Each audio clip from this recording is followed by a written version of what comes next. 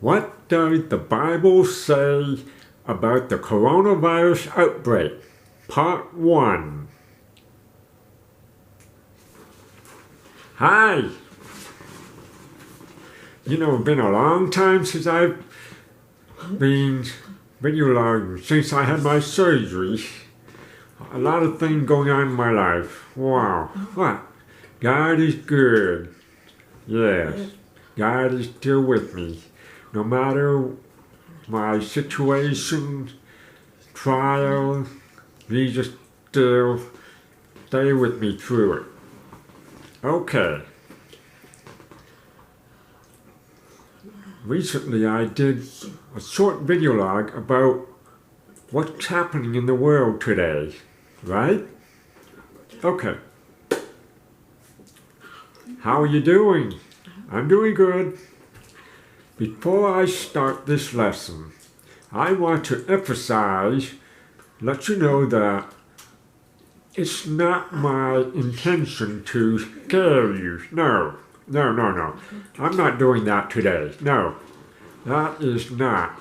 My intention is to show you the truth from the Bible. That's all I want. My intention is to show you the truth. That's it. Okay?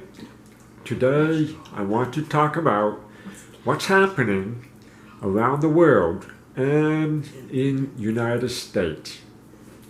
You ready to study God's Word? Okay. Okay. You see what's happening here around the world. What do you see? The spread of coronavirus, right? Yes. It's happening everywhere in this world and in our country. Okay, the question is, what does the Bible say about this coronavirus outbreak? That's the question. Did you know that Jesus already had an answer for this problem today? Yes, Jesus does.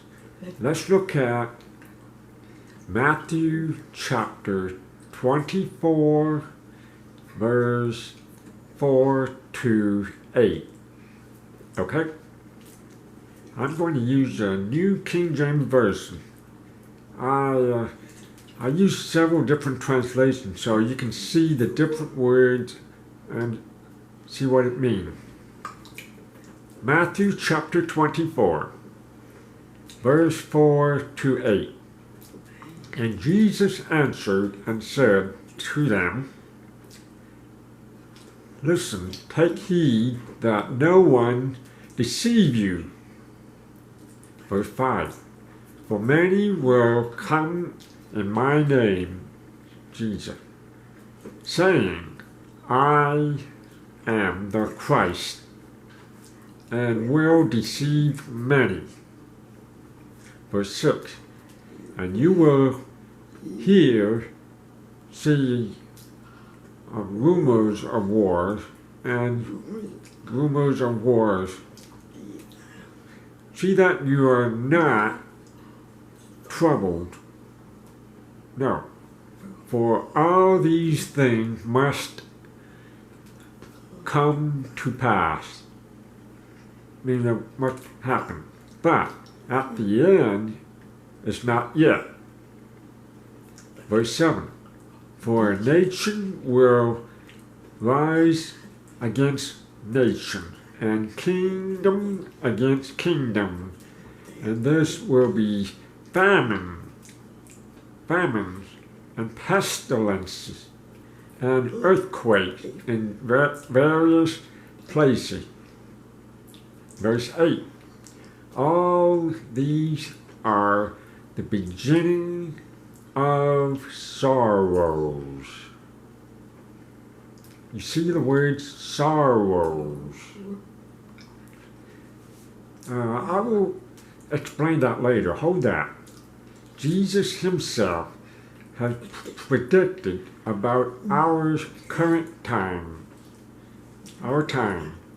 We are the end times generation. Yes, Jesus predicted while he was on the earth before he died on the cross. His disciples asked him about this. I like this translation, ERV, easy to read version, in the same Bible verses. Let's look at these Bible verses, and I want you to notice these words at the end of this verses, okay? The same. Matthew chapter 24, verse 4 to 8. Jesus answered, be careful, don't let anyone fool you. Verse 5, many people will come and use my name. They will say, I am the Messiah. And they will fool many people. Verse 6, you will see about wars that are being fought. And you will hear stories about another war beginning. But don't be afraid. These things must happen before the end comes. Verse 7. Nations will fight against other nations. Kingdoms will fight against another kingdom. There will be times when there is no food for people to eat, and there will be earthquakes in different places. Verse 8. These things are only the beginning of trouble, like the first pang of a woman giving birth. You see the difference at the end? Okay, notice verse 8 that says, quote, these things are only the beginning of trouble, like the first pang of a woman giving birth. Now, you ladies, you know what it's like to have contraction, right? Yes, like me too. Now, these verses, again, what does that mean? These things are only the beginning of trouble, like the first pangs of a woman giving birth. What in the world does that mean? Okay, I will tell you what it means. It means that right now, in our time, like coronavirus spreading, outbreak, famine, and earthquake are nothing compared to the future tribulation. Right now, it's as a small pain as the first pain of a woman giving birth. You know, the future tribulation will be worse than this.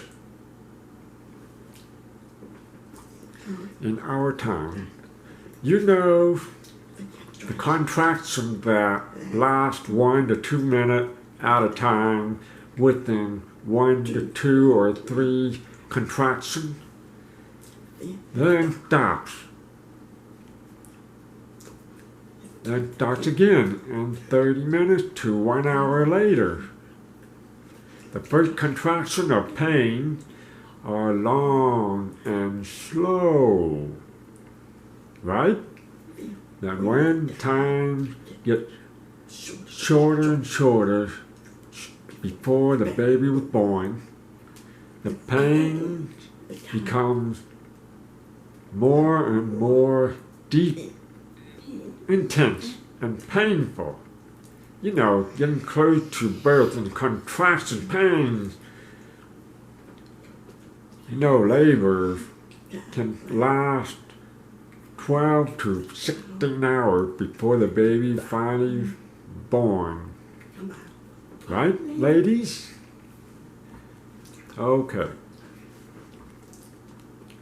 Just like with different viruses that shows up at different times. For example, the first one was the SARS, severe acute respiratory syndrome. The virus. It happened in the year 2002 to 2004. That was the first contraction, of labor. Then after that, the avian flu, the bird flu, appeared in 2008. That was 4 years in between. That the second contraction. You know. Then the swine flu. It's changed to H1N1 in the year 2009 to 2010. Not the third contraction. It appeared in that one. In the year 2012,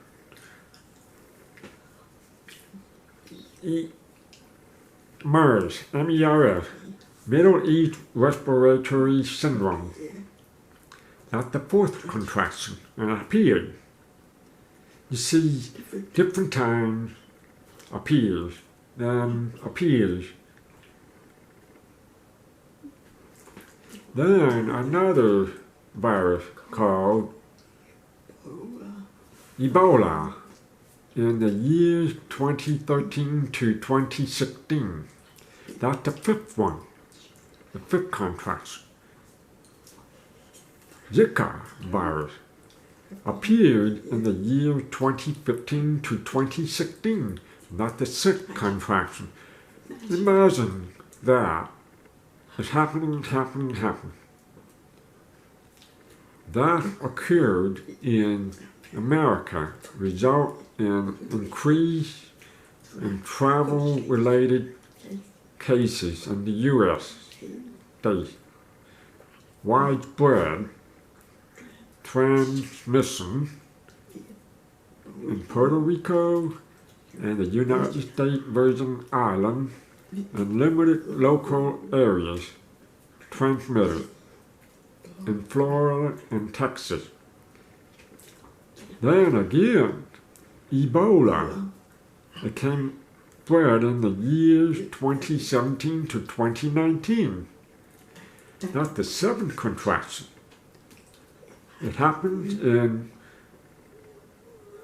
Democratic Republic Congo in Africa. It happened there, in another country. And now, coronavirus, COVID, it appeared, not the eighth contraction. It was a long and slow contraction in between within the first and second. And now it happened more often. Contraction again. The same as appearing, it hit there and hit. Okay? The earthquakes in various places in the year 2011, that's the ninth contraction in a very short time. I remember that very well because I've already experienced the first earthquake down to North Carolina, all the way from Virginia. It felt earthquake. I felt that. I never forget that. Are you with me so far? You hit the, and hit the, with me so far? Okay? Again, that's nothing compared to the future tribulation. Today's was nothing. A famine means not enough food to eat or no food at all. That's the 10th contraction. That's happening right now in grocery stores. The other night, my husband and I went to the store, and for the first time, I've seen empty shelves. No food at all. And toilet paper? Gone. I was walking flat jaws, and people around her. Wow. Again, that's nothing compared to the future tribulation. I just want to emphasize to see the comparisons, okay? It will be much worse than today. You with me so far? Okay, let's look at the same word here in Amplified Translation. Pestilences in Revelation chapter 6, verse 7 to 8. That's the future tribulation. Okay? Not now. Future. Okay? Revelation chapter 6, verse 7 to 8.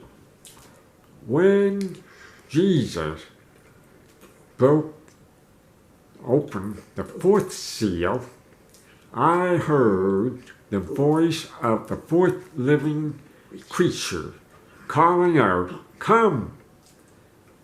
In verse 8, so I looked, and behold, an ashen, pale, greenish-gray horse, like a corpse, meaning a dead body, representing death and pestilences. And his rider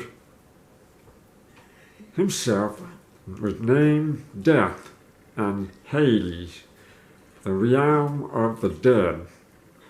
Hell was following with him. They were given, both were given authority and power over a fourth part of the earth, to kill with the sword and with famine and with plague, pestilences, diseases, and by the wild beasts of the earth. Okay? I want you to see another Bible translation in New Living Translation, in the same Bible verses. Bear with me. It's very clear in this translation. Revelation chapter 6, verse 7 to 8. When the Lamb, not Jesus, broke the fourth seal, I heard the fourth living being saying, "Come!"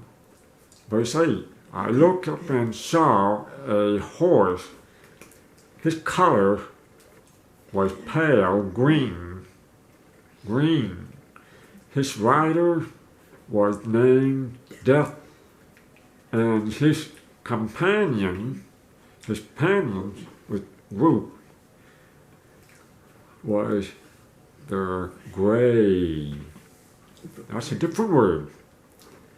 These two were given authority over 1/4 of the earth to kill with the sword and famine and disease and wild animals.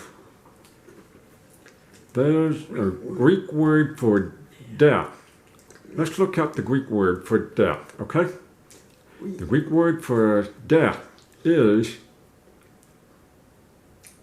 first, thanatos.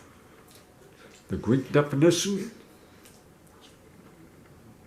deadly, wow, fatal, dangerous of death, death, pestilence.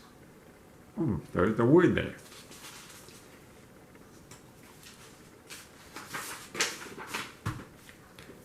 Their definition, number one, death of bodies, that separation with natural or violence of soul and the body, by which the living on earth is ended, means quickly died.